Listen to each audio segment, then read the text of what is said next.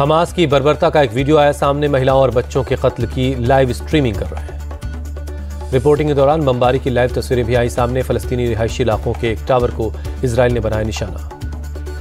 हमले के बीच ईरान के तेहरान से आई तस्वीरें। इजराइल पर हमले के समर्थन में जश्न मनाते दिखे फलस्तीनी। लंदन में जश्न मनाते दिखा मुस्लिम समुदाय। इजराइल पर हमले को लेकर मनाया जश्न। हमास ने इजराइल पर फिर किया हमला। दक्षिणी और मध्य इलाके में 150 रॉकेट दागे। हमास के हमले के बाद इजरायली शहर तेल अवीव समेत दर्जनों शहरों में सायरन की आवाजें सुनाई दी। इजरायली सरकार ने देश के नागरिकों को शेल्टर में जाने के लिए कहा। शनिवार को हमास के हमलों के जवाब में इजराइल का गाजा पट्टी पर बड़ा अटैक। कई ठिकानों पर हवाई हमला किया। इजराइल ने गाजा पट्टी में 17 मिलिट्री कंपाउंड और 4 मिलिट्री हेडक्वार्टर्स पर हमले का दावा किया है। इजराइल के हमले में 200 फलस्तीनियों के मारे जाने की खबर है। 1600 से ज्यादा लोग जख्मी हैं। हमास ने इजराइल पर शनिवार सुबह 20 मिनट में 5000 से ज्यादा रॉकेट दागे। 53 लोगों को बंधक बनाया। आतंकी हमले में इजराइल के 300 से ज्यादा लोगों के मारे जाने की खबर है। 1500 से ज्यादा लोग जख्मी हैं। ज्यादातर की हालत गंभीर है।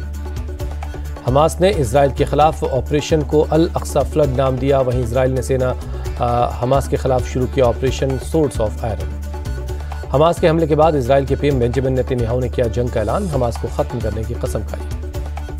इजराइल के पीएम ने कहा, यह युद्ध हम जीतेंगे। हमास को भुगतने पड़ेंगे गंभीर नतीजे। अमेरिकी राष्ट्रपति जो बाइडेन ने इजराइल के साथ खड़ा होने का ऐलान किया। कहा, हर तरह की मदद का भरोसा दिया। ऑस्ट्रेलियाई पीएम एंटनी अल्बनीज ने भी इजराइल पर हमले की कड़ी निंदा की। कहा, इस घड़ी में ऑस्ट्रेलिया इजराइल के साथ है। इजराइल में हुए हमले पर पीएम मोदी ने जताया दुख। कहा, मुश्किल घड़ी में हम इजराइल के साथ हैं। इजराइल में बिगड़े हालात के बीच भारतीय दूतावास ने वहां मौजूद अपने नागरिकों के लिए एडवाइजरी जारी की। सतर्क और सुरक्षित रहने के लिए कहा। सुरक्षा के मद्देनजर एयर इंडिया का फैसला। दिल्ली से तेल अवीव आने जाने वाली फ्लाइट्स कैंसिल की गई।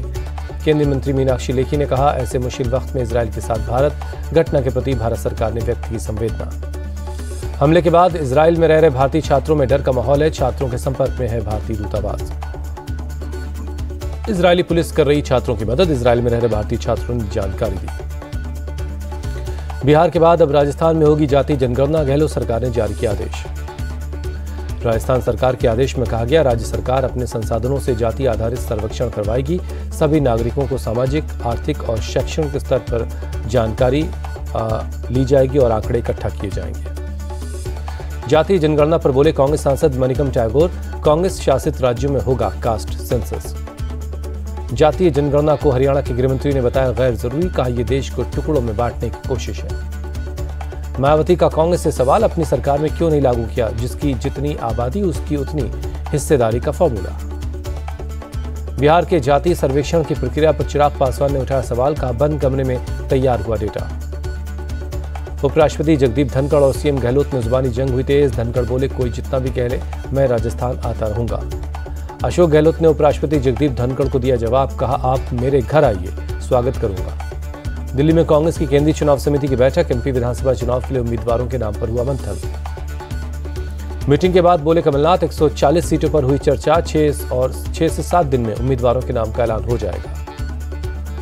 एमपी के कांग्रेस प्रभारी रणदीप सुरजेवाला ने साधा शिवराज सरकार पर निशाना। कहा, बीजेपी और शिवराज सरकार ने राज्य को बर्बाद किया। रणदीप सुरजेवाला ने कहा, मध्य प्रदेश अब चाहता है बदलाव। दोबारा बैठक बुलाकर सीटों पर फैसला कर लिया जाएगा। केंद्रीय चुनाव समिति की बैठक के बाद बोले कांग्रेस महासचिव के सी वेणुगोपाल। बैठक में सीटों के बंटवारे को लेकर चर्चा हुई। मध्य प्रदेश के मंत्री गोपाल भार्गव भी सीएम पद की रेस में कूदे। इशारों में जताई इच्छा। कहा, गुरु का आदेश आया है, हो सकता है उनकी इच्छा हो। शिवसेना शिंदे गुट में शामिल हुए 36 कार्यकर्ता। सीएम एकनाथ शिंदे ने सभी का स्वागत किया। करीब 35 कार्यकर्ता पहले ही पार्टी में आ चुके हैं। सीएम ने कहा, उन्हें सरकार और शिवसेना पर भरोसा है, इसलिए वो हमारे साथ है। बिना नाम लिए मुख्यमंत्री मनोहर लाल खट्टर ने कांग्रेस पर साधा निशाना। कहा, कुछ शासनकर्ताओं ने खुद को बढ़ाने के लिए अपने ही स्टेचू लगाने शुरू किए। सीएम खट्टर ने कहा, कुछ नेता अपने पिता दादा का नाम कैसे आगे बढ़े, उनके नाम से कैसे छुट्टी हो, इसी सोच तक सीमित रहे। हम जब से आए इस पर रोक लगाई। छत्तीसगढ़ सरकार ने मीडिया कर्मी संरक्षण विधेयक 2023 का गठन किया। सीएम भूपेश बघेल ने जानकारी दी। गोवा के मिरामार में आयरन मैन रेस का आयोजन हुआ। सीएम प्रमोद सावंत ने दिखाई हरी झंडी। एयरफोर्स डे पर प्रयागराज के बमरौली वायुसेना स्टेशन पर मुख्य समारोह। लड़ाकू विमानों का भव्य प्रदर्शन। देहरादून में बीजेपी कार्यालय गए गृहमंत्री अमित शाह। बीजेपी की सोशल मीडिया मीट में हिस्सा लिया। कोच्चि में बोले इसरो प्रमुख एस सोमनाथ, इसरो पर योजना होते हैं रोजाना होते हैं 100 से ज्यादा साइबर हमले। इसरो का सुरक्षा नेटवर्क मजबूती से जवाब देता है। 5वें Ladakh autonomous hill development council के चुनावों का रिजल्ट आज है। करगिल में काउंटिंग को लेकर बढ़ाई गई सुरक्षा। सिक्किम में बाढ़ के बाद एक्शन में सरकार। सीएम प्रेम सिंह तमांग के साथ गृह राज्य मंत्री अजय कुमार मिश्रा की बैठक। असम के करीमगंज में 568 ग्राम हेरोइन जब्त हुई। पुलिस ने 3 ड्रग तस्करों को गिरफ्तार किया। दिल्ली के जवाहरलाल नेहरू स्टेडियम से एकल रन 2023 आयोजित हुई। बड़ी संख्या में लोगों ने हिस्सा लिया। बद्रीनाथ पहुंचे सीएम योगी ने सुंदरनाथ गुफा का दौरा किया। गुफा में पूजा अर्चना की।